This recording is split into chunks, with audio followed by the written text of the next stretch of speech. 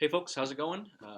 Just checking in here, going to provide you with a pretty short video with my sort of reflections on reading your technical reviews, what I think you can begin to focus on a bit more as you're revising them for the final draft, and just sort of my impressions on how well you've been able to handle the personal peer feedback for each of your colleagues. So I'll just jump right into it here. I've been pretty impressed with what I'm seeing in your technical reviews. I think that in large part you have all gotten the sense of what this assignment is supposed to be about, a critical evaluation that presents a relatively objective, though evidence-based take on a object or experience. I think all of you chose an object, which is totally fine. I think that is a perfectly legitimate and reasonable way to go about this assignment, and I was impressed with the range of topics and objects you decided to cover, anything between snowmobiles, basketballs, dollies for working in the garage, and so it was great for me, frankly, to see all of the variety of possible interesting topics that you're writing about. So kudos there. I want to talk just about a few aspects that I did notice as I was commenting on them.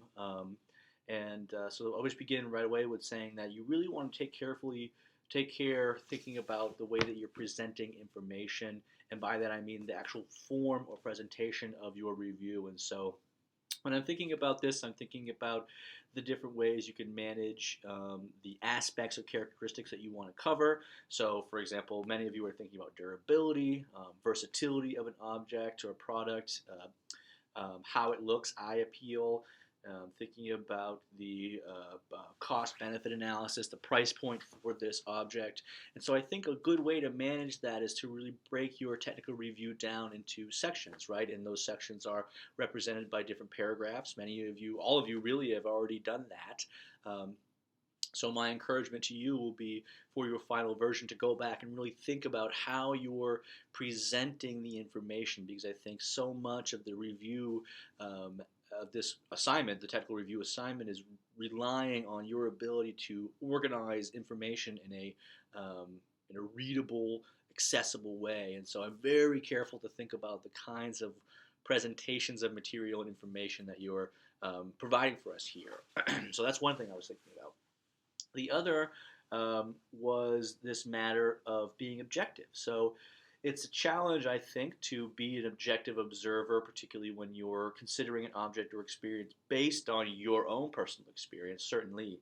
But that doesn't mean you can't be an objective sort of critic of this object. And by that I mean you're working hard to balance the pros and cons, the negatives versus the positives, the blue versus the red, and figuring out how to create a manageable balance that will let your reader know that you're not just biased in a certain direction for your product. I didn't necessarily get that sense from any of yours, though I will be thinking more carefully about that as I comment on them and send them back to you for the final draft. But it's something to be aware of, that a technical review is the creation of an argument, and certainly is an argument, but that asks you to be an objective sort of presenter of information, to think about all the facts and details and specs for your object in order to present and make a case for its use value, its price to durability ratio, its versatility, right? Its ability to sort of function under a variety of experiences and processes. And so I'm definitely thinking about that, how you're able to take advantage of your perspective and present your information in a way that is ultimately objective, but is balanced by some subjective or personal opinions and ideas. And that is what this review asks you to do, is create that balance. So do be cognizant of that as you're drafting these final versions.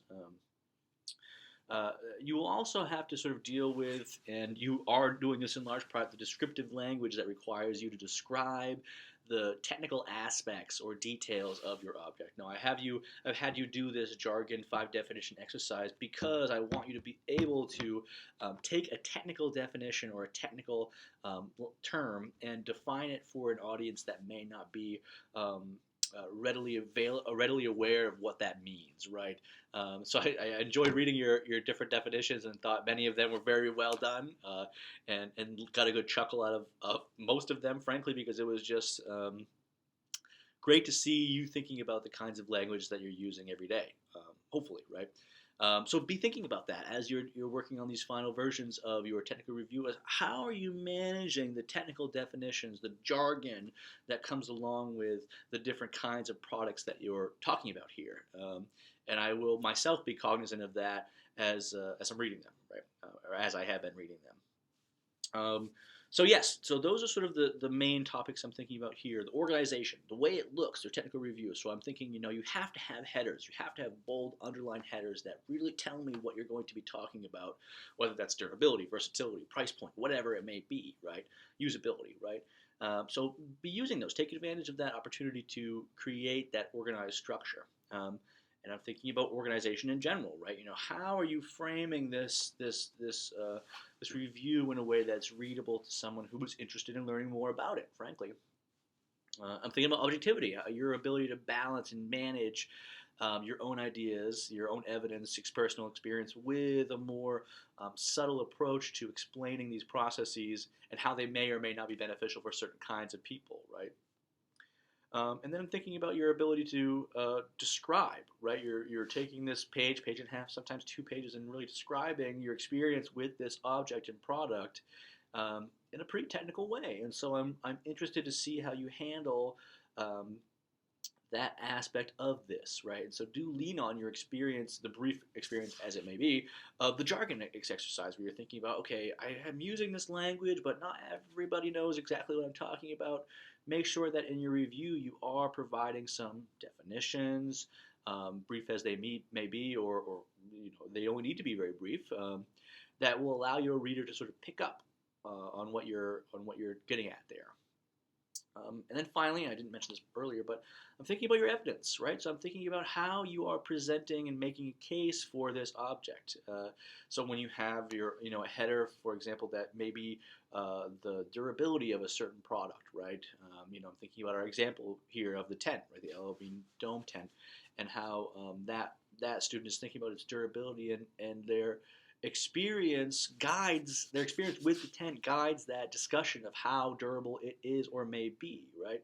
And so as you are thinking about your headers and how to organize this review, you must also be thinking about how to make a case through your evidence, whether, like we said, that's personal evidence or technical evidence, whatever that may be that you think makes the greatest point.